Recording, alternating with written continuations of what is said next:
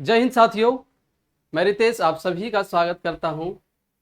जैसा कि साथी मेरे भाई, बीपीएससी का जो एग्ज़ाम है अगले महीने में तय हो चुकी है और इसी को देखते हुए हम लोग बीपीएससी में जितने भी मैथ्स पूछे गए हैं सारे चैप्टर को कंप्लीट कर लेते हैं, ताकि जो है कि बहुत ही अच्छा बेनिफिट मिलने वाला है एग्ज़ाम के पॉइंट ऑफ व्यू से। ठीक है, फॉर्म भरना स्टार्ट हो चुका है। उम्मीद है कि आप सभी मेरे साथी मेरे भाई फॉर्म को फिलअप कर चुके होंगे। तो चलिए, अब बारी है मैथ्स के सेक्शन को कंप्लीट करने की।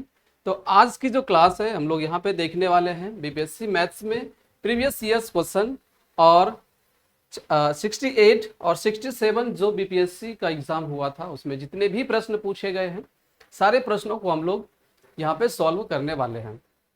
ठीक है, और 67 में क्या हुआ था, 2 बार एग्जाम हुआ था। पहली बार जो एग्जाम कैंसिल हो गया था और फिर से जो री एग्जाम लिया गया था, सारे ही प्रश्न को मैंने कलेक्ट किया है। उसके बाद यहाँ पे सॉल्यूशन बिल्कुल अच्छे तरीके से मेरे भाई कराया जाएगा।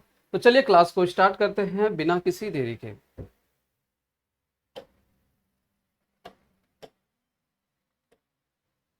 पहला प्रश्न आप सभी के बीच है और यह जो प्रश्न है आपका 68 बीपीएससी में जो पूछा गया था। प्रश्न कहता है एक आयत का क्षेत्रफल 30 वर्ग सेंटीमीटर है और परिमाप 26 सेंटीमीटर है। इसकी भुजाएं बताएं।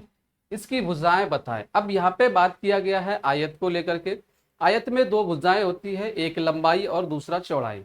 ठीक है, तो यहाँ पे क्या क्या दिया गया है, यहाँ पे दिया गया है आयत का क्षेत्रफल 30 वर्ग सेंटीमीटर। आयत की क्षेत्रफल की बात करते हैं तो आयत की क्षेत्रफल क्या होता है, लंबाई गुने में चौड़ाई। लंबाई को L से मैंने डिनोट किया और चौड़ाई को B से। तो L इंटू B की जो वैल्यू यहाँ पे दिया गया है वो कितना है, 30 सेंटीमीटर स्क्वायर। 30 centimetre square. उसके बाद और परिमाप 26 सेंटीमीटर है। अब परिमाप क्या होता है, ये एक आयत है। ठीक है, परिमाप यानी पेरीमीटर की बात करते हैं। जो ये बॉर्डर वाली हिस्सा दिख रहा है आपको, इन सभी हिस्सों को जब हम जोड़ते हैं तो वहां से मुझे क्या मिलता है, परिमाप मिलता है। यानी आप कह सकते हैं कि जितनी भी पार्ट है उसके सभी के कुलों के योग को हम लोग कहते हैं परिमाप, जिसे आप परिधि कहते हैं, पेरीमीटर। तो यहाँ पे क्या है, यहाँ पे एल है आपकी लेंथ और बी से क्या होता है यहाँ पे ब्रेथ, चौड़ाई। तो आयत की हम लोग परिमाप की बात करते हैं तो क्या होता है 2 इंटू में एल प्लस बी और इसकी वैल्यू दे रखा है 26 सेंटीमीटर। आपसे पूछा गया है इसकी भुजाएं बतानी है, यानी लंबाई की मान बतानी है और चौड़ाई की मान बतानी है। तो यहाँ से 2 मल्टीप्लाई में है, इस साइड जाएगा तो डिवाइड हो जाएगा। तो L प्लस बी की वैल्यू यहाँ से क्या निकलेगा, 2 से आउट हो जाएगा। 2 से आउट हो जाएगा कितने बार में, 13 बार में। तो L प्लस बी की जो वैल्यू निकल के आएगा वो कितना आ जाएगा, 13 सेंटीमीटर। अब मेरे भाई यहाँ पे क्या करना था, जो सबसे बेस्ट तरीका है, ठीक है, फॉर्मूले ना लगा करके, अगर फॉर्मूला लगाते इसमें तो a प्लस बी की होल स्क्वायर हम लोग यहाँ पे लगाते। लेकिन यहाँ पे क्या करना है, बाई ऑप्शन करना है और कम टाइम में जो है आंसर आप लोग निकाल लेंगे। सबसे बेस्ट तरीका, इतना करने के बाद बाई ऑप्शन कर लेते हैं। जैसे कि गुना करने में 30 मिलता है और जोड़ने पर 13 मिलता है। तो ऐसा कौन सा ऑप्शन है जो गुना करने पर 30 मिले और जोड़ने पर 13 मिले। ठीक है, तो देख लेते हैं यहाँ पे 10 और 3 दोनों को जब मल्टीप्लाई करेंगे तो 30 सेंटीमीटर स्क्वायर मिल जाएगा। 10 प्लस 3 जब दोनों को ऐड करेंगे तो यहाँ से 13 मिल जाएगा। कहने का मतलब यहाँ से साफ साफ पता चल चुका है कि L की वैल्यू ही 10 सेंटीमीटर होगा और B की वैल्यू यहाँ से 3 सेंटीमीटर होगा। तो इस तरीके से आपको एग्जाम में अप्रोच करना है, जो कि आप कम टाइम के अंदर ऐसे प्रश्नों को सॉल्व कर लेंगे। तो यहाँ पे आंसर क्या हो जाएगा, पहला जो है आपका बिल्कुल करेक्ट आंसर हो जाएगा। अगर हम दूसरे ऑप्शन की बात करते तो 5 प्लस 6 यहाँ से क्या होता है 11। 11 नहीं था तो यहीं से हमारा आउट हो जाता। ठीक है, 5 इंटू 6 में 30 तो मिल जाता, लेकिन मल्टीप्लाई ऐड करने पर 13 नहीं मिलता, तो ये हमारा ऑप्शन गलत हो जाता। 2 गुने 15 करते तो 30 मिल जाता, 2 प्लस 15 करेंगे तो 17 मिलेगा, जो कि यहाँ पे 13 दिया गया था। ठीक है, तो पहला ऑप्शन यहाँ पे बिल्कुल करेक्ट हो जाएगा। चलिए अगले प्रश्न की ओर चलते हैं। अगला प्रश्न दूसरा जो है यहाँ पे, एक दुकानदार किसी वस्तु पर 10% की छूट देता है जिसका अंकित मूल्य 400 रुपए है। यदि वह 10% जीएसटी लेता है तो उस वस्तु का अंतिम मूल्य बताइए। प्रॉफिट एंड लॉस, डिस्काउंट, दो ऐसे चैप्टर हैं, चाहे आप कोई सा भी एग्जाम दे दें, चाहे आप वनडे भी एग्जाम दे रहे हैं, तो वहां से प्रश्न बनने के बहुत चांसेस रहते हैं। तो यहाँ पे उसी चैप्टर से प्रश्न पूछा गया है और यहाँ पे जो नया शब्द ऐड किया गया है इसमें सिर्फ इतना ही कहा गया कि 10% उसने जीएसटी के तौर पे लिया है। अब एक दुकानदार किसी वस्तु पर 10% के डिस्काउंट दे रहा है, तो वस्तु है कितने का, जो यहाँ पे एमपी है, मार्केट प्राइस जो है वो कितना है, मार्केट प्राइस, अंकित मूल्य बोलते हैं इसको, ये 400 रुपए है। ठीक है, तो यहां से सेलिंग प्राइस क्या निकलेगा, पहली बात सर यहाँ पे 10% की डिस्काउंट मिला है, 10% की डिस्काउंट मिला है यानी 90% पे बेचा गया है। अगर हम लोग फ्रैक्शन की बात करते हैं तो 10% का मतलब होता है 1/10। 1/10 का क्या मतलब हो जाएगा मेरे भाई कि 10 की वस्तु है, 1 रुपए का छूट मिल गया, 10 की वस्तु है, 1 रुपए का डिस्काउंट मिल गया, यानी वस्तु को 9 रुपए में बेचा गया है, वस्तु को 9 रुपए में सेल किया गया है। तो यहाँ पे 10 की वैल्यू क्या है, 10 जो है आपका एक एमपी की रेशियो है और एक यहाँ पे आपका डिस्काउंट है। तो यहाँ से बताएंगे कि सेलिंग प्राइस क्या हो जाएगा, 9 यूनिट, यानी हमसे 9 यूनिट की वैल्यू जब निकालेंगे तो सेलिंग प्राइस निकल के तैयार हो जाएगा। तो क्या करना होता है कि 400 क्या था, 400 जो है आपका क्या है, मार्केट प्राइस है, और 10 भी यहाँ पे क्या है, मार्केट प्राइस है। आपको जो चाहिए 10 में से 1 माइनस सेलिंग प्राइस चाहिए, तो 9/10 से मल्टीप्लाई कर लेंगे तो क्या निकल के चला आएगा, सेलिंग प्राइस। यहां से देख लेते हैं सेलिंग प्राइस कितना हो जाएगा, 0 से 0 आउट हो जाएगा, और 4 निमा 36 होता है, 1 0 है तो 1 0 चिपका लेंगे।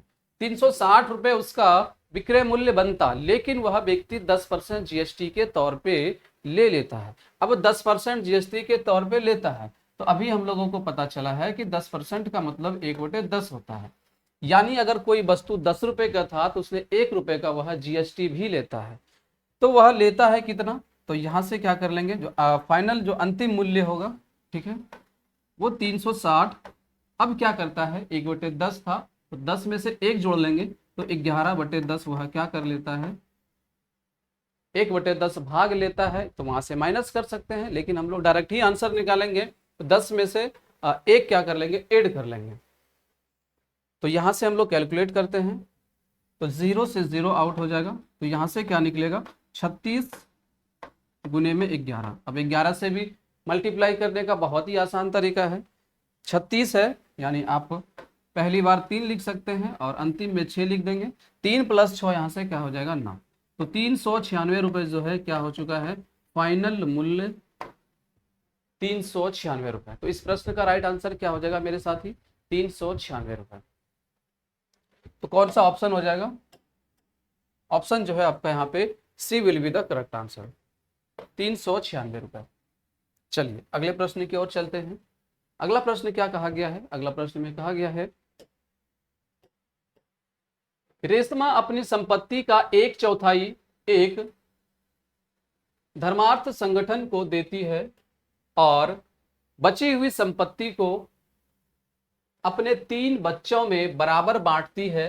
प्रत्येक बच्चे को मिलने वाली संपत्ति का भाग बताइए, संपत्ति का पार्ट बताइए, पार्ट ऑफ धन, यानी कि कुल धन का कितने कितने भाग उन तीनों बच्चों को मिले हैं। चलिए तो हम मान लेते हैं कि रेशमा के पास कुछ धन है, तो मानने पे चलेंगे तो थोड़ा सा ज्यादा लग जाएगा, तो आप ऐसा कर सकते हैं 1/4 है, अपनी संपत्ति के 1/4 कहाँ डोनेट कर रही है, किसी संगठन में, धर्म के किसी संगठन में डोनेट कर रही है 1/4। तो मैं यहाँ पे कहता हूं कि जो रेशमा के पास पैसा कितना है, वो 4 यूनिट है, कितना है, 4 यूनिट है। ठीक है, अब यहाँ से उन्हें उन्होंने दान दे दिया, ठीक है, 1/4। तो 4 का 1/4 क्या हो जाएगा, 4 का 1/4 क्या हो जाएगा, यहाँ से 4 से 4 आउट, यहाँ से 1 रुपए उसने क्या कर दिया, दान कर दिया। तो बचा कितना, बचा अब इसके पास 4 में से 1 माइनस करेंगे तो क्या बचेगा, 3 रुपए। 3 रुपए क्या बचा, शेष। अब रेशमा जो है अपने 3 बच्चों के बीच बराबर बराबर पैसे को बांट देती है। तो बच्चे भी 3 हैं और रुपए भी 3 बचे हैं, तो यानी कि जो बच्चों को पैसा मिला है वो कितना कितना मिला है, बच्चों के जो पैसा मिला है वो कितने कितने मिले हैं, वो 1-1 रुपए मिले हैं। कितने कितने, 1-1 रुपए, 3 बच्चों के बीच बांटा दिया। अब कहा गया कि प्रत्येक बच्चे को मिलने वाली संपत्ति का भाग बताइए। तो प्रत्येक बच्चे को कितने मिले हैं, 1 मिले हैं। मिलने वाला संपत्ति का, टोटल संपत्ति कितना मैंने माना था, 4, तो 1/4 भाग जो है प्रत्येक बच्चे को मिले हैं, प्रत्येक बच्चे को मिले हैं। तो 1/4 यहाँ पे क्या हो जाता, बिल्कुल करेक्ट आंसर हो जाता, 1/4। B will be the correct answer. B जो है मेरे भाई यहाँ पे बिल्कुल करेक्ट आंसर हो जाएगा, 1/4। चलिए आगे बढ़ते हैं। अगला प्रश्न, बीपीएससी री एग्जाम जो हुआ था 67th का, वो आप सभी के बीच सामने है।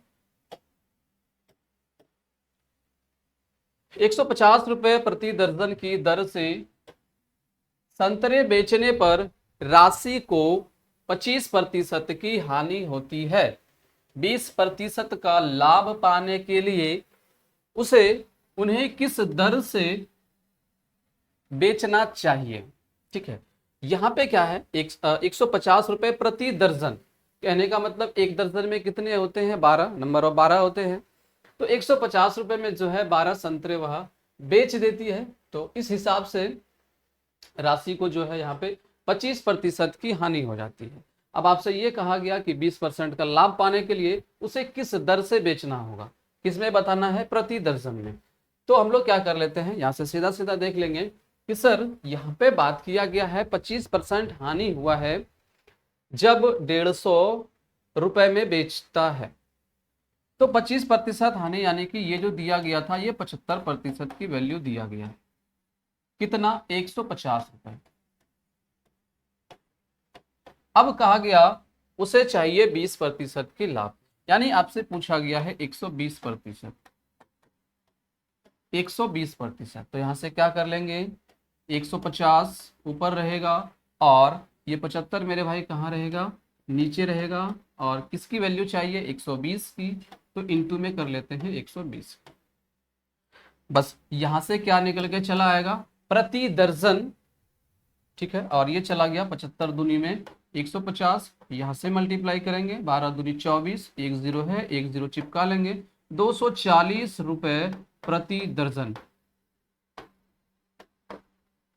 राशि क्या करती, 240 रुपए प्रति दर्जन जब बेचती तो उसे 20% की लाभ होता। तो 240 यहाँ पे बिल्कुल करेक्ट आंसर हो जाएगा, C will be the correct answer. ठीक है, ये रही कंसेप्ट की बात। अगर इसी तरीके के प्रश्न और भी पूछा जाता, ठीक है, तो आपको सिंपल सी बात इसमें ध्यान रखना है, बेचा कितने में गया है, 25% की हानि पर।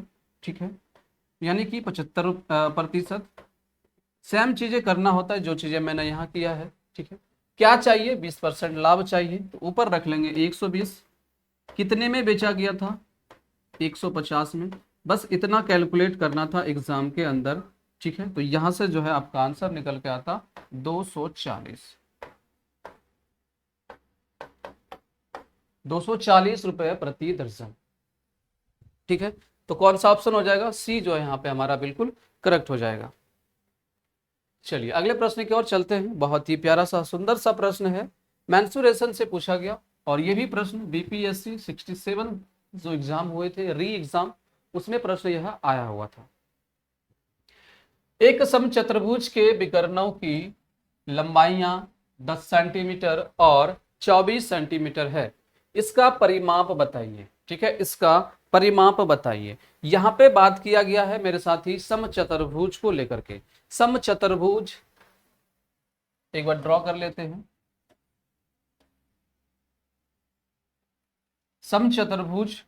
अब इसमें क्या होता है, जो विकर्ण होते हैं, डायगोनल जो होते हैं, एक दूसरे के क्या करते हैं, वह 90 डिग्री पर कट करते हैं, एक दूसरे के वह 90 डिग्री पे कट करते हैं। आप सभी को पता है कि समचतुर्भुज में एक दूसरे के जो डायगोनल होते हैं वह 90 डिग्री पर कट करती है।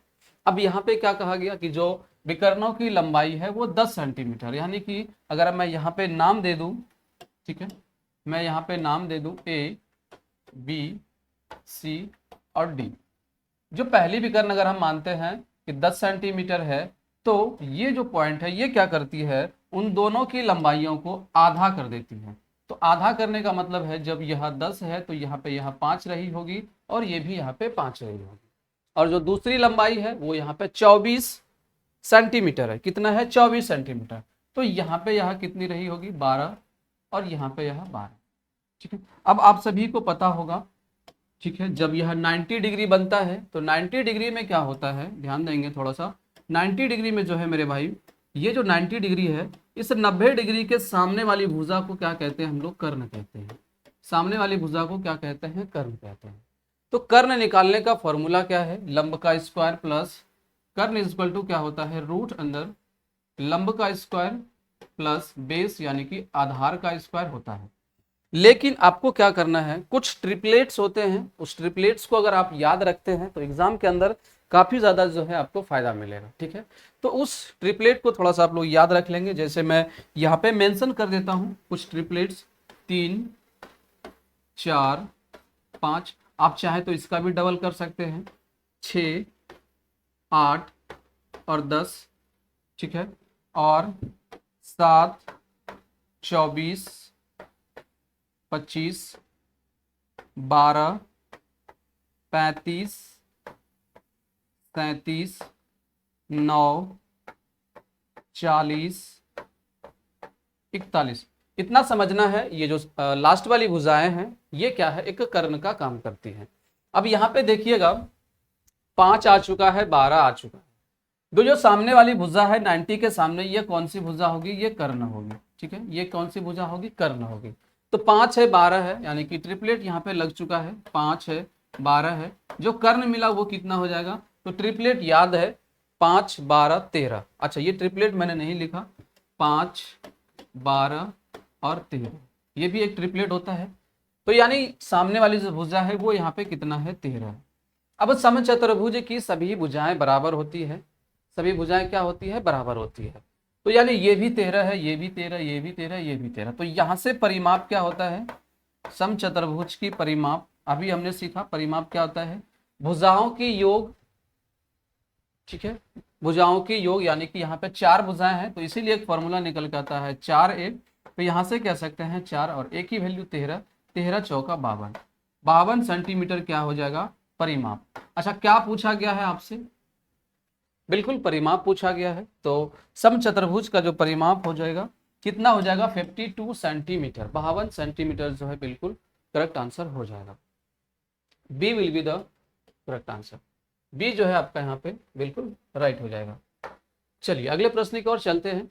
140 मीटर लंबी रेलगाड़ी 60 किलोमीटर प्रति घंटा की चाल से जा रही है और एक कुत्ता उसी दिशा में रेलगाड़ी के समानांतर जो है 18 किलोमीटर पर स्पीड की चाल से दौड़ रहा है।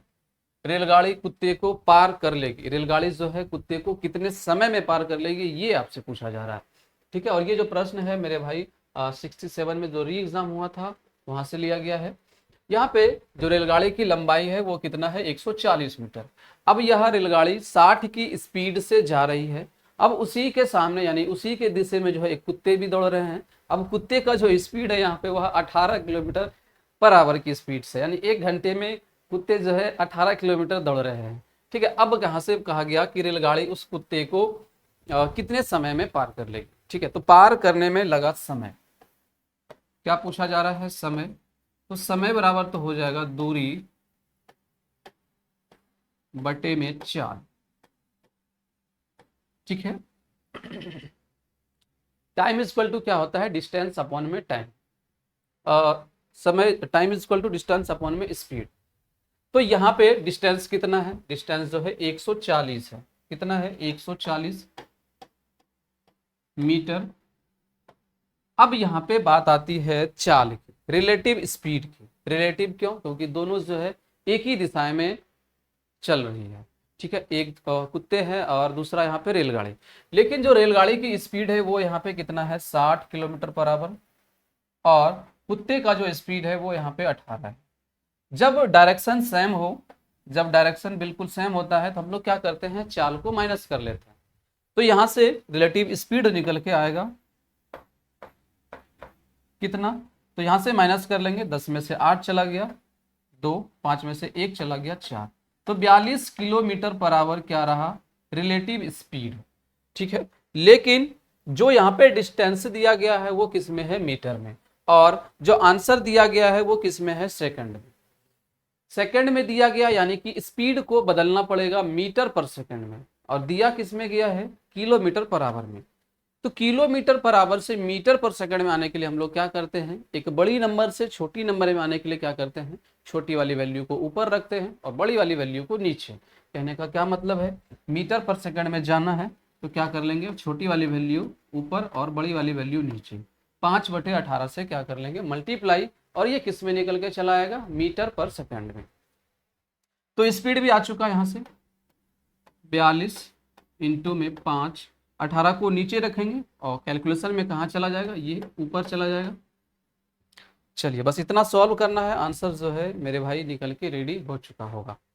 देखिएगा 14 तिया 42 होता है, 3 से आउट हो चुका है, 3 से 3 6 18, 6 इंटू में 0 यानी कि 60, 6 इंटू में 10, 0 नहीं यहाँ पे 1 है। ठीक है, 60 और बटे में यहाँ पे कितना, 5, तो यहाँ से 5 से डिवाइड हो जाएगा, 12 सेकेंड। 12 सेकंड जो है इस प्रश्न का राइट आंसर हो जाएगा, यानी ट्रेन जो है उस कुत्ते को 12 सेकंड में ही पार कर लेगी। ठीक है, 12 second, C will be the right answer. C जो है आपका यहाँ पे बिल्कुल करेक्ट आंसर हो जाएगा। चलिए अगले प्रश्न की ओर चलते हैं। अनिल और सुमन मिलकर किसी काम को 12 दिनों में कर सकते हैं, जिसे अनिल अकेला 20 दिनों में कर सकता है। यदि सुमन को अकेले यह काम करना पड़े तो वह लेगा, कितना समय लेगा। चलिए, टाइम एंड वर्क से पूछा गया है, बहुत ही प्यारा सा सुंदर सा प्रश्न है। जिन भी मेरे भाई ने टाइम एंड वर्क की बेसिक थोड़ा सा वीक है, आप लोग टाइम एंड वर्क की क्लास को देख लेंगे। मैंने टाइम एंड वर्क की क्लास को बहुत ही अच्छे तरीके से शानदार वे में बताया है। ठीक है, और उसकी प्लेलिस्ट मैं इस वीडियो के लिंक, डिस्क्रिप्शन लिंक में जो है मैं डलवा दूंगा। यहाँ पे क्या है, अनिल है और दूसरा भाई साहब यहाँ पे कौन है, सुमन है। जब यह दोनों मिलते हैं तो 12 दिनों में किसी वर्क को कंप्लीट कर लेते हैं। अब यहाँ पे कहा गया अनिल अकेला, अनिल भाई साहब जो है अकेले अगर इस काम को करे तो 20 दिनों में यह कंप्लीट करता है। आपसे क्या पूछा गया है, यदि सुमन को अकेला करवाते हैं तो सुमन इस काम को कितने दिनों में करेंगे। टाइम एंड वर्क का ये एक बेसिक सा प्रश्न है। ठीक है, और बहुत ही शानदार इस प्रश्नों से आप कर सकते हैं। पूरा का पूरा टाइम एंड वर्क का जो कंसेप्ट है वो इसके ऊपर है। समझिएगा यहाँ पे, जैसे अनिल और सुमित जो है सुमन जो है 12 दिनों में पूरा कर लेते हैं, कंप्लीट कर लेते हैं, और अनिल जो है अकेले 20 दिनों में कंप्लीट कर लेते हैं। तो काम कितना है मुझे पहले ये जानना होता है। तो टोटल वर्क कैसे निकालेंगे, टोटल वर्क 12 और 20 का एलसीएम ले लेंगे, 12 और 20 का जो है एलसीएम ले लेंगे। अब 12 और 20 का एलसीएम कैसे निकालेंगे, इन दोनों में सबसे बड़ी नंबर कौन सी है, 20 है। तो 20 को क्या करेंगे हम लोग, पढ़ते हुए आगे की ओर चलेंगे, 20 कम 20, 20 दूनी 40, और देखते हुए ये चलना है कि जो छोटी नंबर है क्या उस नंबर से डिवाइड हो रहा है या नहीं। अब जैसे 20 से कम 20, 12 से तो डिवाइड नहीं हो रहा है, 20 दूनी 40 नहीं हो रहा है, 20 तिया 60 बिल्कुल हो रहा है। तो एलसीएम निकालने की जरूरत नहीं होता, और 12 और 60 में यानी दोनों के टेबल में 60 भी आता है, 12 और 20 के टेबल में। तो यहाँ से जो 60 निकल के आया आप एलसीएम कह सकते हैं। अब ये जो एलसीएम निकल के आया मेरे भाई, ये काम करता है टोटल वर्क, कुल कार्य, कुल कार्य। अब समझिएगा, जब यह दोनों मिलता है कुल कार्य को 12 दिनों में कंप्लीट कर लेते हैं, तो एक दिन में यह कितना करते होंगे, 12 से 60 में डिवाइड कर लेंगे तो 5 निकलेगा। ठीक है, ये 5 निकल के क्या आया, इसे आप कहते हैं वनडे वर्क, वनडे वर्क, और इसी को हम लोग कहते हैं क्षमता, कैपेसिटी जिसे बोलते हैं। यानी कहने का क्या मतलब है, ए और एस जो है दोनों मिलता है तो एक दिन में 5 काम करता है। 5 क्या है यहाँ पे, उन दोनों की क्षमता है। उसी तरीके से ए की क्षमता क्या हो जाएगा, यहाँ से 3 हो जाएगा, ए की क्षमता 3 हो जाएगा। अब यहाँ पे पूछा गया है कि सुमन को अकेले अगर करना होगा इस वर्क को तो कितना दिन लेगा। तो सुमन की कैपेसिटी क्या हो जाएगा, अनिल प्लस सुमन की कैपेसिटी 5 है और अनिल अकेले की कैपेसिटी 3 है। तो 5 में से 3 माइनस, यानी ए प्लस एस में से ए को माइनस करेंगे तो एस की वैल्यू निकलेगा। ठीक है, तो 5 में से 3 माइनस करेंगे तो क्या मिलेगा, 2। यानी सुमन की जो कैपेसिटी निकल के आया वो 2 यूनिट निकल के आया। तो सुमन कंप्लीट कितने दिनों में करेंगे, तो टोटल वर्क कितना है, टोटल वर्क तो 60 ही है और कैपेसिटी यहाँ पे कितना आ चुका है, 2। तो 2 से डिवाइड करेंगे तो क्या मिलेगा, 30 डेज। 30 दिनों में जो है यहाँ पे सुमन इस काम को कंप्लीट कर देंगे। आई होप यह कंसेप्ट क्लियर हो चुका होगा।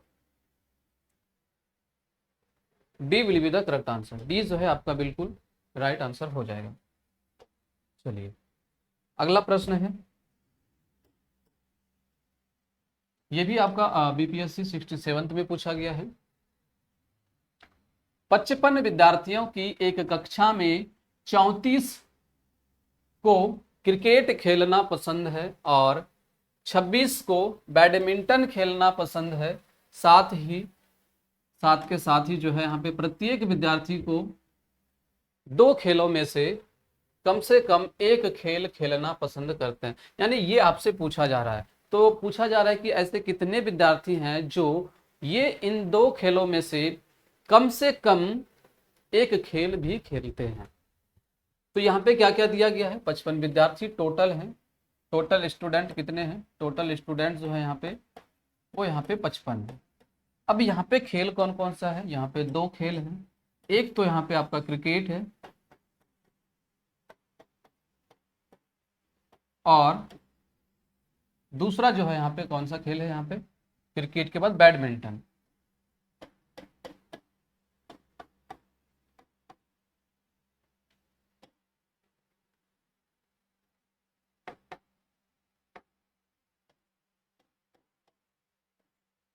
बैडमिंटन है। यहाँ पे क्या कहा गया कि 34 को क्रिकेट खेलना पसंद है। अब 34 ऐसे छात्र हैं जो इस भाई साहब को जो है क्रिकेट खेलना पसंद होता है। ठीक है, उसके बाद 26 ऐसे बच्चे हैं जो क्या खेल पसंद कर रहे हैं, बैडमिंटन। 26 ऐसे बच्चे हैं इसको बैडमिंटन खेल पसंद है। तो इन दोनों को अगर हम लोग ऐड कर लेते हैं तो यहाँ से क्या पता चलेगा कि दोनों कितने ऐसे बच्चे हैं जो दोनों खेल खेलते हैं, मतलब केवल में। अब जैसे यहाँ पे 36 प्लस 24 करेंगे तो क्या मिलेगा, 6 4 10 का 0, 3 प्लस 2 और 3 प्लस 2 5, 5 प्लस 1 6, 60। लेकिन बच्चे कितने हैं सर, बच्चे तो 55 ही हैं और यहाँ पूर्ण रहे हैं 60। यानी क्या मतलब है कि 5 ऐसे बच्चे हैं जो कम से कम एक खेल खेल रहे हैं। 5 ऐसे बच्चे हैं जो कम से कम क्या कर रहे हैं, एक खेल खेल रहे हैं। यानी कि 60 में से हम लोग क्या कर लेंगे, 55 को कर लेंगे माइनस, क्योंकि 55 यहाँ पे टोटल स्टूडेंट्स हैं। तो यहाँ पे 5 ऐसे बच्चे हैं, 5 ऐसे बच्चे हैं, 5 ऐसे बच्चे हैं जो कि क्या कर रहे हैं, कम से कम एक खेल खेल रहे हैं। तो कौन सा ऑप्शन हो जाएगा, ऑप्शन हो जाएगा यहाँ पे C will be the correct answer. 5 जो है आपका बिल्कुल राइट आंसर हो जाएगा। चलिए अगला देख लेते हैं।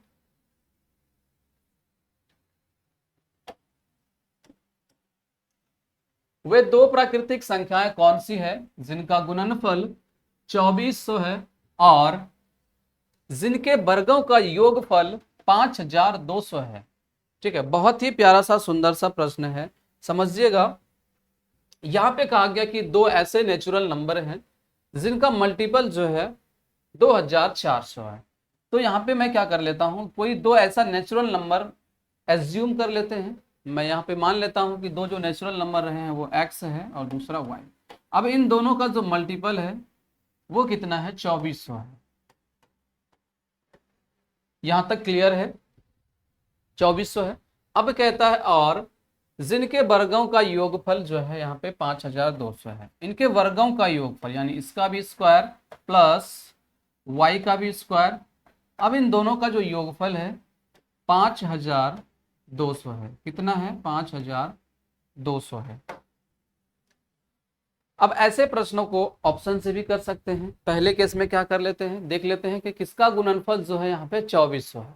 ठीक है, इन दोनों का मल्टीपल करेंगे तो 2400 मिलेगा। लेकिन ऐसे हम सारे ही ऑप्शन देख रहे हैं तो दोनों का भी मल्टीपल करने पर क्या मिल रहा है? 2400 मिल रहा है। लेकिन मुझे सेटिस्फाइड अब यहाँ पे करना पड़ेगा। ठीक है, अब यहाँ पे इतना टाइम तो नहीं है कि 80 का स्क्वायर निकालें, 30 का स्क्वायर निकालें इस तरीके से। तो थोड़ा सा हम लोग कैलकुलेट कर लेते हैं ताकि आप भी सेटिस्फाइड हो जाएंगे। ठीक है, यहाँ पे डायरेक्टली वैल्यू पुटिंग ना करके थोड़ा सा हम लोग आगे चलेंगे, फिर वैल्यू पुटिंग कर लेते हैं। अब ए स्क्वायर प्लस बी स्क्वायर की फॉर्मूला निकल के आ चुका है। तो यहाँ से क्या होता है? ए प्लस बी का होल स्क्वायर क्या होता है? A square plus B square, और उसकी वैल्यू दे रखा है कितना? 5200। A square plus B square plus 2ab, 2ab, A की जगह x, y की जगह b, तो 2xy, तो 2400 में सीधा सीधा 2 का मल्टीपल कर देते हैं तो यहां से कह सकते हैं कितना? 4800। कितना मेरे भाई? 4800। तो यहां से x प्लस वाई का होल स्क्वायर कितना हो जाएगा? ठीक है, 52 प्लस 48 क्या हो जाएगा? 100, और 2 जीरो है तो 2 जीरो यहाँ पे हम लोग चिपका लेंगे। अब यहाँ से x प्लस वाई की वैल्यू क्या हो जाएगा? इस तरफ स्क्वायर है, राइट साइड में भेजेंगे तो किस में चला जाएगा? अंडर रूट में। तो यहाँ से ये किसका स्क्वायर मिलेगा? 2 जीरो है तो 1 जीरो आउट, 2 जीरो है तो 1 जीरो आउट, तो यहाँ से क्या मिलेगा? 100। यानी x प्लस वाई की वैल्यू कितना निकल के आ चुका? x प्लस वाई की वैल्यू 100। यानी उन दोनों नेचुरल नंबर की अगर सम की बात करता तो आंसर होता 100। यहाँ पे पूछा गया है उन दोनों नंबर कौन कौन सी है। चलिए ऑप्शन देख लेते हैं कि ऐसा कौन सा ऑप्शन है जो उन दोनों का सम जो है यहाँ पे 100 होगा। तो यहाँ से क्या कर लेते हैं हम लोग? By option. बेस्ट तरीका अब यही है, यहाँ से बाई ऑप्शन कर लेते हैं। 120 ये तो ज्यादा ही है। ठीक है, 80 प्लस 30 ये भी ज्यादा है, 75 प्लस 32 ये भी ज्यादा है, 60 प्लस 40 100 भी हो जाएगा, और 60 गुने 40 2400 भी हो जाएगा। तो डी जो है आपका मेरे भाई मेरे साथी यहाँ पे बिल्कुल करेक्ट आंसर हो जाएगा। D will be the right answer. चलिए अगले प्रश्न को चलते हैं। 100 और 500 के बीच कितनी संख्याएं 4, 5 और 6 से विभाज्य है? 100 और 500 के बीच ऐसी कितनी नंबर हैं जो कि यहाँ पे 4, 5 और 6 इन तीनों ही नंबर से पूरी तरीके से विभाज्य हो जाता है? तो क्या करेंगे? अब एक एक नंबर से तो भाग नहीं दे सकते हैं, तो सबसे अच्छा तरीका यही है कि 4, 5 और 6 का पहले एलसीएम निकाल लेते हैं। जो संख्या निकलेगी वही एक बड़ी संख्या होगी जो हम क्या करेंगे? इन दोनों के बीच डिवाइड करते हुए आगे की ओर चलेंगे। जैसे 4, 5, 6 का अगर हम एलसीएम की बात कर लेते हैं तो यहाँ से एलसीएम कितना निकल के आ जाएगा? तो 6 नंबर बड़ा है तो 6 को रीड करते हुए चलेंगे। 6 दूनी 12, 6 तिया 18, इस तरीके से जब आगे चलेंगे तो क्या मिलेगा? 60। 60 ही एक ऐसा नंबर है जो तीनों नंबर से क्या हो जाएगा? यहाँ डिवाइड हो जाएगा। तो 60 जो है एलसीएम निकल के तैयार हो चुका है। अब क्या करेंगे? मुझे पता करना है कि अब 100 और 500 के बीच ऐसी कितनी संख्याएं हैं जो 60 से डिवाइड है। तो क्या कर लेंगे? 100 में क्या करेंगे? 60 से डिवाइड कर लेंगे। 100 में क्या करेंगे? 60 से डिवाइड कर लेंगे। उसके बाद 500 में क्या क्या करेंगे? 60 से डिवाइड कर लेंगे। ठीक है, अब पूरी तरीके से डिवाइड नहीं करना है। ठीक है, इसका सबसे बेस्ट तरीका यही है कि पूरी तरीके से डिवाइड नहीं करना है। पहली बार में जितनी बार कट जाए उसी को लिखना है। कहने का क्या मतलब है? जैसे अगर 60 से हम लोग 100 में डिवाइड करेंगे तो 60 ही कम 60, क्योंकि 120 तो है नहीं यहाँ पे, यानी यह नंबर पहली बार में 1 से कटता। अब इससे आगे नहीं बढ़ना था। अब उसी तरीके से 60 से जब 500 में डिवाइड करेंगे तो यहाँ पे कितनी बार में चला जाएगा? 6 8 48, 0 से 0 आउट हो जाता, 6 8 48, तो यहाँ पे पहली बार में 8 से कटता है। क्लियर है? तो 1 आया 8 आया। अब इन दोनों के बीच जो है डिफरेंस को पता कर लेना है। इन दोनों के बीच जो है डिफरेंस को पता कर लेना है। उतना ही नंबर होगा जो 100 और 500 के बीच 60 से पूरी तरीके से विभाजित हो जाएगा। तो 8 और 1 में डिफरेंस कितने का है? 7 का है। तो इस प्रश्न का राइट आंसर क्या हो जाएगा? 7। अच्छा, कोई नंबर होता जो 60 से पूरी तरीके से डिवाइड होता, मुझे उस नंबर को नहीं लेना था, ठीक है, उससे पहले कटने वाले नंबर को लेना है। ऐसा प्रश्न पूछा गया है, आगे देखते हैं। तो इस प्रश्न का राइट आंसर क्या हो जाएगा, 7 यहाँ पे बिल्कुल करेक्ट आंसर हो जाएगा। चलिए अगले प्रश्न की ओर चलते हैं।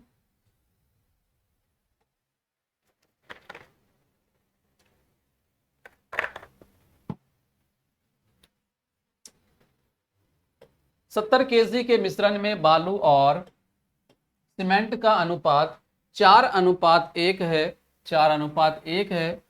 मिश्रण में कितना बालू और मिला दिया जाए कि उसमें बालू और सीमेंट का अनुपात 6:1 हो जाए।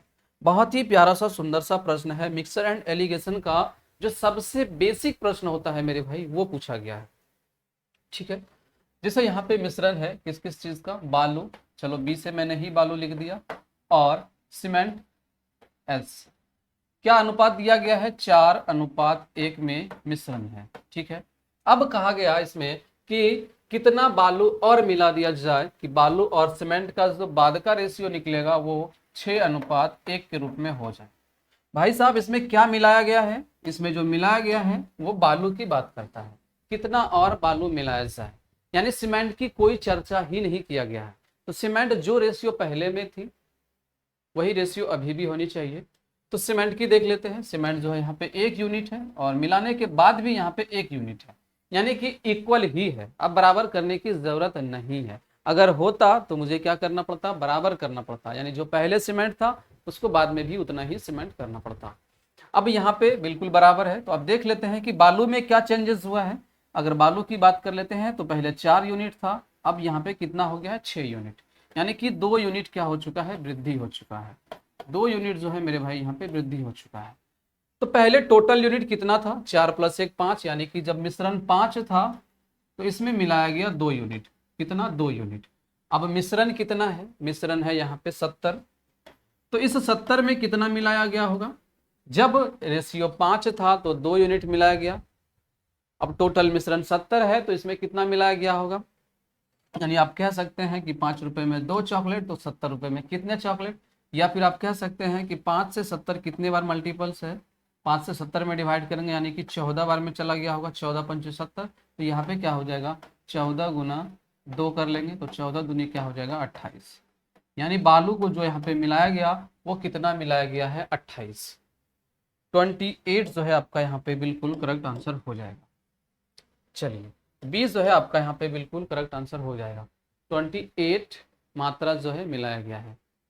क्लियर है यहाँ तक, चले हम लोग आगे की ओर। चलिए अगला प्रश्न है, एक समचतुर्भुज का परिमाप 52 मीटर है और उसका छोटा विकर्ण 10 मीटर है, तो बताना है कि लंबे विकर्ण की लंबाई क्या होगा। यह प्रश्न 67 में जो पहली बार एग्जाम लिया गया था, जो बिहार सरकार, बिहार आयोग ने जो है इस एग्जाम को कैंसिल करा दिया गया था, ठीक है। आप सभी को पता है कि बिहार में क्या होते हैं, पेपर लीक, तो वही कहानी हुआ था ये 67 में, तो जो कि री एग्जाम कराया गया था। चलिए अब यहाँ पे समचतुर्भुज का परिमाप दिया गया है। समचतुर्भुज का परिमाप क्या होता है, 4 गुने में भुजा, भुजा की जगह मैंने ए ले लिया। अब इसकी वैल्यू दिया गया है 52 मीटर, ठीक है। तो यहाँ से ए की वैल्यू क्या हो जाएगा, 13 चौका क्या होता है 52, तो 4 से जब हम लोग डिवाइड करेंगे 52 में, तो यहाँ से क्या मिलेगा, 13 मीटर, ठीक है। अब यहाँ पे हम लोग देख लेते हैं समचतुर्भुज की क्या कहानी है। समचतुर्भुज की अगर हम लोग बात कर लेते हैं, ठीक है, इसके विकर्ण के बारे में बताया गया है कि जो इसकी छोटी विकर्ण है वो यहाँ पे 10 मीटर है, जो इसकी छोटी विकर्ण है वो यहाँ पे कितना है, 10 मीटर है, ठीक है। और समचतुर्भुज के दोनों विकर्ण जब एक दूसरे के कट करते हैं तो किस पे डिग्री बनाते हैं, कितने डिग्री का, वो 90 डिग्री का बनाता है, 90 डिग्री का बनाता है, यानी कि, और यहाँ पे भुजा कितना दिया गया है, 13, तो समचतुर्भुज के सभी भुजाएं क्या हो जाएंगे, 13 और 13। जब यह 90 डिग्री के सामने, 90 डिग्री के सामने कौन सी भुजा कहलाती है, वो कर्ण कहलाती है, यानी कर्ण की वैल्यू 13 दिया गया है। और एक वैल्यू दिया गया है छोटा विकर्ण, छोटा विकर्ण जो है यहाँ पे दिया गया है 10 मीटर। छोटा विकर्ण जब 10 मीटर दिया गया है तो यानी कि आप कह सकते हैं कि सर विकर्ण भी जब क्या हो जाता है यहाँ पे आधा आधा हो जाता है उस पॉइंट के बाद से, तो यहाँ पे ये वाली वैल्यू कितना हो जाएगा 5 और ये वाली वैल्यू क्या हो जाएगा 5। अब यहाँ पे देख सकते हैं एक भुजा 13 आ चुका है, दूसरी भुजा 5 आ चुका है। तो आप सभी को पता है ट्रिपलेट क्या कहता है, राइट एंगल ट्रायंगल में अभी हमने देखा ट्रिपलेट क्या होता है 5 12 13। ठीक है, तो यहाँ पे सर 5 भी आ चुका है और 13 भी आ चुका है और 12 नहीं आया था, तो 12 जो है ये क्या हो जाएगा इस वाली भुजा की यहां से यहां तक की लंबाई 12, तो ये भी हो जाएगा 12।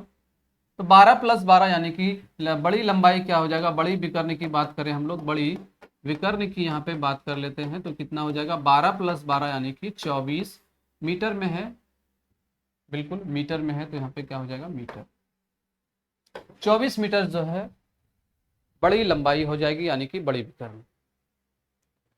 आई होप यह पॉइंट जो है आप सभी को क्लियर हो चुका होगा। तो यहाँ पे पूछा गया था कि सबसे लंबाई यानी विकर्ण की लंबाई बताइए, लंबे विकर्ण की, तो यहाँ पे क्या हो जाएगा 24 metre. D will be the right answer, D जो है बिल्कुल करेक्ट आंसर हो जाएगा। क्लियर है, चलिए अगले प्रश्न की ओर चलते हैं। अगला है 100 मीटर की दौड़ में ए 8 किलोमीटर प्रति घंटे की गति से दौड़ता है। ठीक है, रेस से प्रश्न पूछा गया है, बहुत ही प्यारा सा सुंदर सा प्रश्न है। यदि ए बी को 4 मीटर की शुरुआत देता है और फिर उसे 15 सेकेंड से हरा देता है, तो बी की गति क्या होगा। भाई साहब यहाँ पे दो लोग हैं और दोनों के बीच जो है 100 मीटर की कंपटीशन रखा गया और ए जो है बी भाई साहब को कहते हैं जा भाई कुछ 4 मीटर की दूरी को कोई हिसाब किताब नहीं रख लेते हैं, ठीक है, जीले जिंदगी 4 मीटर के लिए जो है उसको छोड़ दिया गया। तो यहाँ पे कहने का क्या मतलब है समझिएगा, पॉइंट है अब ये 100 मीटर की डिस्टेंस है, बी भाई साहब को कहा गया कि 4 मीटर की काउंट हम नहीं करते हैं, 4 मीटर का शुरुआत दे देते हैं, तुम जो है शुरू का 4 मिनट जो है खत्म कर दो, आगे से दौड़ो, तुम 4 मिनट आगे से दौड़ो। अगर बी यहाँ से दौड़ता है, ठीक है, बी जो है यहाँ से दौड़ता है और इसके पहले 4 मीटर है, तो यहाँ से वह भाई साहब बी दौड़ना स्टार्ट कर दिया, बोला जाओ भाई तुम जिंदगी जी लो, यहाँ से 4 मीटर आगे ले लो। तो यानी कि बी यहाँ पे कितने डिस्टेंस कवर कर रहे हैं, तो 100 में से 4 माइनस करेंगे तो क्या मिलेगा 96 मीटर बी भाई साहब।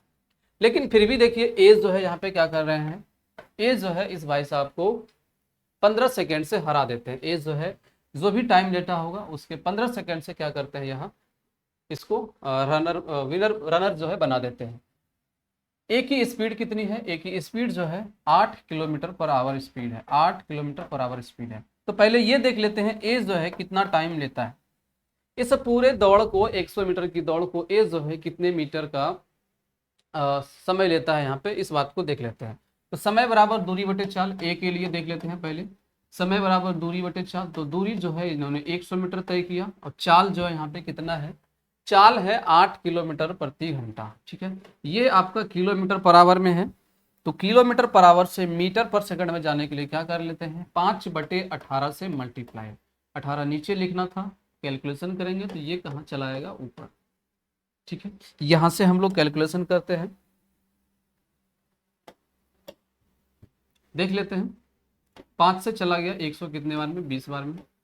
ठीक है, 2 चौका 8 और 5 चौका 20 और यहां से चला गया कितना 9, यानी ए जो है टाइम ले रहा है कितना 9×5 = 45, 9×5 = 45, यानी बी कितना लिया होगा, उसको 15 सेकेंड से जब हरा दिया है तो बी कितना लिया होगा, तो आप कहेंगे सर ए 45 सेकेंड ले रहा है और बी 15 सेकेंड से हार भी जा रहा है, तो यानी कि उसने जो टाइम लिया होगा 45 + 15 यानी कि 60 सेकेंड, कितना 60 सेकेंड बी के लिए टाइम लगा है उसी दौड़ को दौड़ने के लिए उसको 60 सेकेंड। अब यहाँ पे पूछा गया कि उस बी की स्पीड क्या है, बी की स्पीड बताना है, बी की स्पीड, तो चाल बराबर दूरी बटे समय, 20 भाई साहब ने दूरी कितना कवर किया है 96 और समय कितना लिया है 60 सेकेंड, तो दूरी है मीटर में, समय है सेकंड में, तो मीटर पर सेकंड में आंसर आता, लेकिन आंसर जो दिया गया है वो यहाँ पे किलोमीटर पर आवर में दिया गया है। तो किलोमीटर पर आवर में बदलने के लिए फिर से क्या करना होगा, मुझे 18/5 से मल्टीप्लाई कर लेना है। ध्यान देंगे 16×6 = 96 होता है, तो यहाँ से मिलेगा 16।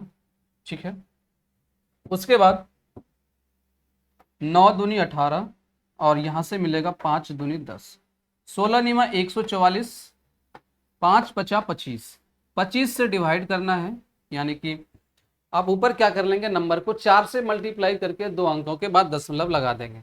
ठीक है, तो 4 चौका 16, 14 चौका 56, 56 और एक यहाँ से 57, 2 अंकों के बाद दशमलव देना है, क्योंकि 25 में 4 से गुना करेंगे तो 100 मिलेगा।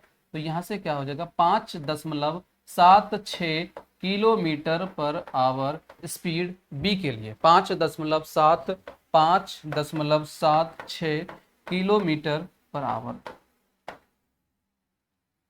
इस प्रश्न का राइट आंसर क्या हो जाएगा, B will be the correct answer. B जो है यहाँ पे बिल्कुल करेक्ट आंसर हो जाएगा। ठीक है, चलिए अगले प्रश्न की ओर चलते हैं हम लोग। अगला है नंबर सिस्टम से पूछा गया निरंतर भिन्न बताइए। ठीक है, इस तरीके के जब लीडर वाला प्रश्न बनता है, बहुत ही प्यारा सा सुंदर सा प्रश्न है। काफी बच्चे इसमें कंफ्यूजन हो गए थे, ऐसे प्रश्न तो सर हमने कहीं पे पढ़ा भी नहीं है। बिल्कुल नहीं भाई, डरने वाली बात इसमें तो है ही नहीं।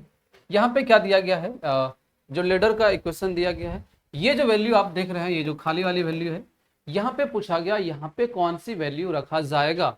ठीक है, और इसका मान बताना है। आपको क्या करना है ऐसे प्रश्नों के अंदर, इसके बराबर में कोई सी वैल्यू को एज्यूम कर लेना है। ठीक है, हम कहते हैं इस पूरे के बराबर को हमने यहाँ पे x मान लेते हैं। ठीक है, और ये कैसा भिन्न चला है, बिल्कुल सेम चला है, तो यहाँ पे हम लोग क्या कर लेते हैं, इसके जगह पे भी हम लोग x ही मान लेते हैं। मान लेते हैं कि यहाँ पे x ही बैठा है। ठीक है, तो यहाँ पे आप कह सकते हैं कि 2 - 1/x, और इस पूरे इक्वेशन के बराबर मैंने मान लिया है x। क्या यहाँ तक क्लियर है? मैंने कहा इस तरीके से भिन्न चलते हुए चल रहा है, तो यहाँ पे मैं x रख लेता हूँ कि यहाँ पे अगर x बैठा है तो इसके बराबर में भी यहाँ पे मैं x ही मान लिया। अब यहाँ पे देखेंगे 2, ये माइनस में है, इस साइड जाएगा तो प्लस हो जाएगा, यानी कि x + 1/x हो जाएगा। अब आपने एक अलजेब्रा के फॉर्म में पढ़ रखे होंगे कि जब भी x + 1/x की वैल्यू 2 होता है तो वैल्यू पुटिंग क्या कहता है कि x की वैल्यू यहाँ पे 1 ही रहा होगा, x की वैल्यू जो है यहाँ पे 1 रहा होगा, यहाँ पे 1 रहा होगा, यहाँ पे 1, तो 1 + 1 2। यानी हम लोगों ने क्या माना है x के जगह पे, अच्छा हम लोगों ने क्या माना था, यहाँ पे x ही माना था, और x की वैल्यू क्या निकल गया 1। तो यहाँ पे जो राइट आंसर होने वाला है क्या हो जाएगा, x = 1। ठीक है, x = 1। तो इस प्रश्न का राइट आंसर क्या हो जाएगा, 1 हो जाएगा, यानी कि A will be the correct answer. A जो है आपका यहाँ पे बिल्कुल करेक्ट हो जाएगा। चलिए अगले प्रश्न की ओर चलते हैं। अगला यहाँ पे फिर से पूछा गया है कि 200 और 600 के बीच कितनी संख्याएं हैं 4, 5, 6 से पूरी तरीके से जो है विभाज्य है। तो क्या कर लेते हैं, पहले 4, 5, 6 का एलसीएम पता कर लेते हैं। 4, 5, 6 का जो है मेरे भाई यहाँ पे एलसीएम क्या हो जाएगा, एक बार बता देंगे आप लोग। 4, 5 और 6 का एलसीएम क्या हो जाएगा, 60। ठीक है, अब यहाँ पे क्या करना होता है, जो पहली नंबर है वो यहाँ पे 200 है, और किससे डिवाइड करना है, 60 से। कितनी बार में जाएगा, 6 तिया 18, 180 आउट हो जाएगा, 6 तिया 18 180, यानी पहली बार में यह 3 से आउट हो जाएगा। ठीक है, इसको ध्यान रखना है। उसके बाद यहाँ पे कितना है, 600 है। जैसा कि मैंने बताया था कि जब पूरी तरीके से कट जाता है तो उसके पहले वाले वैल्यू को ही लेते हैं। जैसे 6, अब 60 से डिवाइड करेंगे 10 बार में आउट हो जाएगा, लेकिन इसके पहले कितने बार में कटता होगा, 9 बार में, 540। तो यहाँ पे हम लोग क्या करेंगे, 9 वैल्यू को रखेंगे। कितना रखेंगे, 9। अगर पूरी तरीके से कटता है तो उस वाले वैल्यू को नहीं रखना है, जो इसका तरीका है सबसे बेस्ट तरीका। अब इन दोनों के बीच जो है डिफरेंस पता करना है। जो भी डिफरेंस आएगा वह कितने नंबर होंगे जो इन दोनों के बीच डिवाइड करता होगा। तो 9 में से 3 चला गया, राइट आंसर क्या हो जाएगा, 6। तो इस प्रश्न का राइट आंसर जो है यहाँ पे 6 होगा। 6 ऐसे नंबर होंगे जो 200 और 600 के बीच जो है 60 से पूरी तरीके से यह कटते होंगे। ठीक है, तो C will be the correct answer. C जो है आपका यहाँ पे बिल्कुल करेक्ट हो जाएगा। अगला है एन कोई धनात्मक पूर्णांक है। तो अच्छा, इस प्रश्न को थोड़ा सा आप लोग सुधार कर लेंगे। यहाँ पे ये दिया गया था 3 के पावर 4n माइनस 4 के पावर 3n। ठीक है, ये प्रश्न है, हमेशा से विभाज्य होगा। ऐसे कौन से ऑप्शन हैं जो इस वाले इक्वेशन को हमेशा विभाज्य करते होंगे। अब यहाँ पे बता गया n जो है यहाँ पे कोई एक धनात्मक नंबर है, n जो है एक पॉजिटिव नंबर है, पॉजिटिव नंबर है, आप कुछ भी n की जगह पे पुट कर सकते हैं। तो मैं शुरुआत से जो है n की जगह पे मैं 1 ही पुट कर लेता हूँ, ठीक है, n की जगह पे 1 रख लेंगे। तो 3 की पावर जो है यहाँ पे क्या हो जाएगा 4 माइनस 4 के पावर कितना हो जाएगा 3। अब 3 की पावर 4 कितना हो जाता है 81, और 4 की पावर 3 कितना हो जाएगा 64।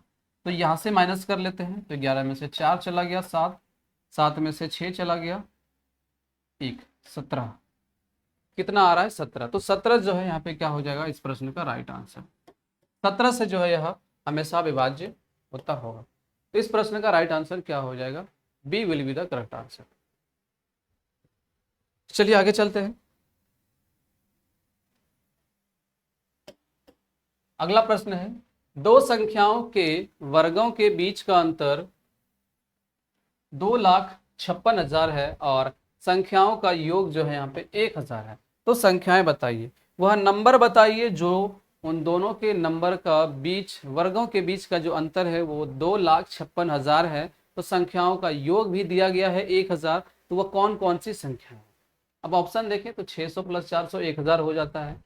सारे ही ऑप्शन को जब जोड़ेंगे तो उन दोनों का योग जो है यहाँ पे बिल्कुल दिया गया है। लेकिन थोड़ा सा हम लोग यहाँ पे आगे की ओर काम कर लेंगे और फिर हम लोग ऑप्शन की ओर तरफ देखेंगे।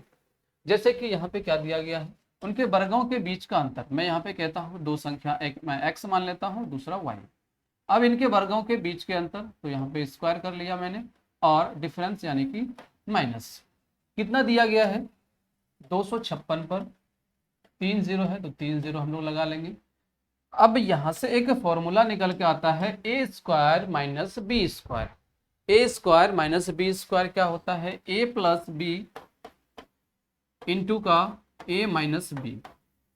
ये किसके बराबर है 2,56,000 के बराबर।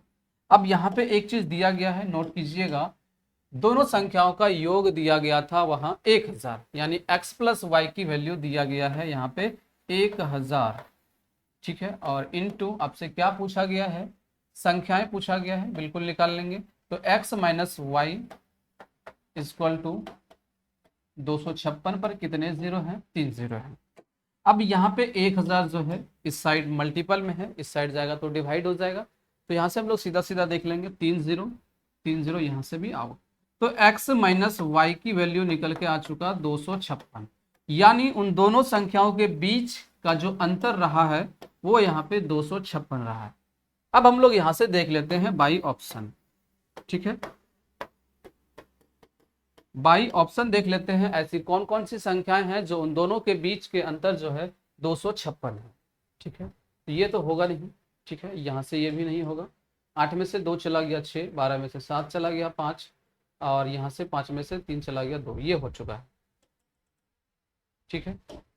तो इस प्रश्न का राइट आंसर क्या हो जाएगा मेरे भाई, यहाँ पे 628 और 372, यानी कि 628 पहली संख्या है, दूसरी संख्या जो है यहाँ पे 372 है। बाई ऑप्शन जो है इस तरीके से आप बिल्कुल बेस्ट तरीका है ऐसे में आंसर निकालने का। चले हम लोग आगे।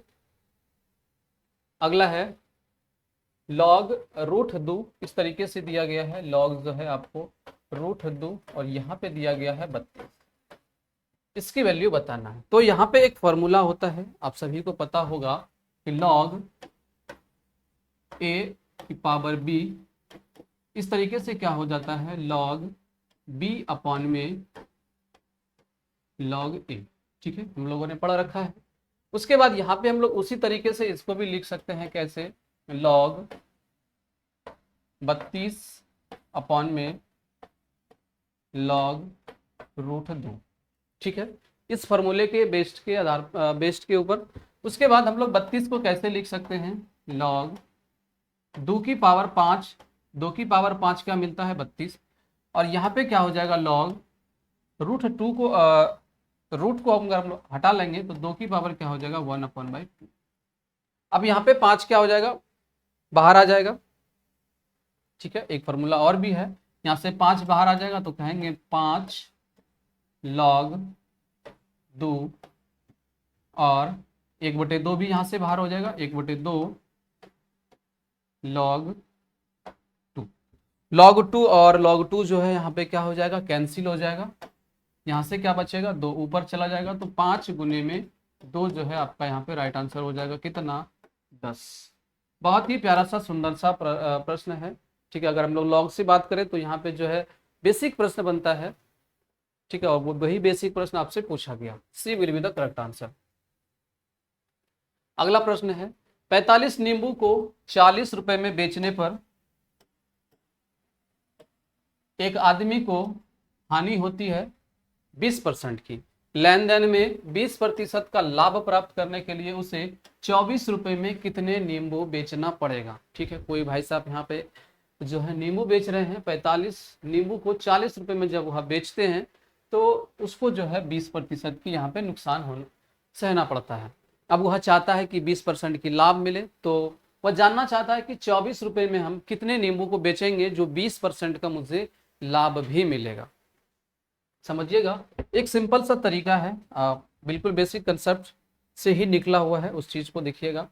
आप क्या करेंगे, जो नींबू है, ठीक है, जो नींबू है उसको नीचे रख लेंगे, यानी वस्तु को नीचे रख लेंगे और पैसे को ऊपर रख लेंगे। वस्तु को नीचे, यानी वस्तु यहाँ पे कितना है, 45 है, और रुपए कितना है, 40। ठीक है, बेचता है 20% की हानि होता है, यानी कि उसने इस वस्तु को 80% में बेचा है। अब उसे क्या चाहिए, 20% का लाभ चाहिए। तो 20% का लाभ चाहिए तो आप क्या करेंगे, एक जो चाहिए उसको ऊपर, जो नहीं चाहिए था, यानी हानि तो उसे हुआ ही है 80, बस इतना ही करना है। जो चाहिए ऊपर, जो नहीं चाहिए उसको नीचे। यहां से देख लेते हैं, 40 दूनी क्या हो जाएगा, 80, 2 मिलेगा, 5 से चला जाएगा, 9 पचे 45, और यहां से 24 पंचे 120, 3 तिया 9, और यहां से हो जाएगा 8 तिया 24। यहां से क्या मिलेगा, 8/6, अच्छा और भी जाता है ये, 4 दूनी 8, 3 दूनी 6, 4/3। यहां से क्या मिलेगा, 4/3। ये क्या है, ये आपका वस्तु है, और ये क्या है, पैसा है। ठीक है, रुपए है, यानी कि 4 रुपए में जो है वह 3 वस्तु को बेचेगा तो उसे 20% की लाभ होगा, लेकिन वह जानना चाहता है कि 24 रुपए में, यानी इस 4 की वैल्यू दिया गया था 24, 4 की वैल्यू दिया गया है 24, तो कितना मल्टीप्लाई है, 6 मल्टीप्लाई है। तो आप क्या करेंगे, वस्तु को भी 6 का मल्टीप्लाई कर देंगे, तो 3 6 यहाँ से क्या हो जाएगा, 18, यानी 24 रुपए में उसे 18 वस्तु बेचने होंगे, तब जाके उसे 20% का लाभ होगा। आई होप यह कंसेप्ट क्लियर हो चुका होगा। मैंने कहा कि जो यहाँ पे वस्तु है उस वस्तु को क्या करना है भाई साहब, आप नीचे रख लेंगे और जो पैसा है उसको ऊपर रख लेंगे। उसके बाद 20% उसको नुकसान हुआ है, यानी उन्होंने 80 में बेचा है तो 80 को नीचे रख लेंगे। अब जो चाहिए 20% का लाभ चाहिए, 120 के साथ मल्टीप्लाई कैलकुलेट करेंगे तो 4/3 मिलेगा, यानी कि 3 वस्तु को बेचा है कितने में, 4 रुपए में। वह जानना चाहता है कि 24 रुपए में कितने नींबू बेचेंगे, तो 4 का मल्टीप्लाई 6 के साथ है, तो 3 का मल्टीप्लाई 6 के साथ 18। क्या यह कंसेप्ट क्लियर हो पाया? B will be the correct answer. चलिए अगले प्रश्न की ओर चलते हैं हम लोग। अगला है, 110 मीटर लंबी एक ट्रेन 58 किलोमीटर प्रति घंटे की गति से यात्रा कर रही, कितने समय में यह एक राहगीरी को, एक किसी व्यक्ति को जो है यहाँ पे उसी दिशा में 4 किलोमीटर प्रति घंटे की गति से चल रहा है तो पार कर लेगी। अब यहाँ पे जो एक रेलगाड़ी है उसकी स्पीड है 58 किलोमीटर पर आवर और उस रेलगाड़ी की लंबाई है 110 मीटर। अब एक व्यक्ति जो है, एक राहगीर जो है, उसी दिशा में रनिंग कर रहे हैं 4 किलोमीटर पर आवर की स्पीड से, तो रेलगाड़ी उस व्यक्ति को कितने समय में पार कर लेगी, ये पूछा गया है। ठीक है, देख लेते हैं। यहाँ पे क्या है, समय बराबर दूरी बटे चाल, समय is equal to time is equal to distance upon speed. यहाँ पे कितना है, डिस्टेंस जो है यहाँ पे 110 है, 110 मीटर दोनों के लिए दूरी का काम करेगा, लेकिन दोनों एक ही दिशा में दौड़ रहे हैं। जब दोनों एक ही दिशा में दौड़ रहे हैं, जो ट्रेन की स्पीड है 58 है और उस व्यक्ति की जो स्पीड है वहाँ पे 4 है, तो यहाँ से रिलेटिव स्पीड कितना हो जाएगा, 54 kilometre per hour, 54 kilometre per hour. लेकिन इसको मीटर पर सेकेंड में चाहिए, तो 54 के साथ क्या कर लेंगे हम लोग, 5/18 से मल्टीप्लाई, 18 तिया 54, 5 तिया 15, यानी कि 15 मीटर पर सेकेंड ये क्या हो जाएगा स्पीड। तो यहाँ पे 110 बटे में क्या हो जाएगा 15 मीटर पर सेकेंड।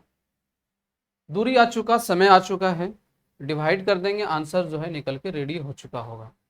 3 पचे 15 और 22 पंचे 110, 22/3 सेकेंड पूर्णांक में बदल लेते हैं, 3 सते 21 बचा 1/3, 7 सही 1/3, 7 सही 1/3, सी जो है आपका यहाँ पे बिल्कुल करेक्ट आंसर हो जाएगा। 7/1/3 समय लगेगा उस रेलगाड़ी को पार करने के लिए। चलिए, तो दोस्तों आज के लिए यानी कि इतना ही था। हम लोगों ने 68 और 67 में बीपीएससी में जो भी प्रश्न पूछा गया था सारे ही प्रश्नों को कंप्लीट कर लिया। अब किसी दिन जो है हम लोग यहाँ पे लाइव आएंगे, तो बस आप लोगों का सपोर्ट चाहिए, तो जिसमें कि हम भारत के जितने भी नदियां हैं उसके एमसीक्यूज करने वाले हैं, स्टैटिक्स जीके, और लाइव क्लास चलती है रेलवे की, आप लोग उसे भी ज़रूर देखें, बहुत ही ज़्यादा वहाँ से आपको फ़ायदा मिलेगा रेलवे को लेकर के। प्रीवियस ईयर हम लोग उसमें कंप्लीट कर रहे हैं, और एक दिन हम लोग स्टैटिक में देखेंगे भारत की नदियाँ एमसीक्यू, तो आप लोग ज़रूर ज्वाइन होंगे इस क्लास से। और वीडियो अच्छी लगी तो लाइक ज़रूर करेंगे और अपने दोस्तों के बीच शेयर ज़रूर करेंगे, और जो भी अगर कुछ डाउट वगैरह है तो आप लोग कमेंट बॉक्स में ज़रूर करेंगे। वीडियो देखने के लिए आपका बहुत बहुत धन्यवाद।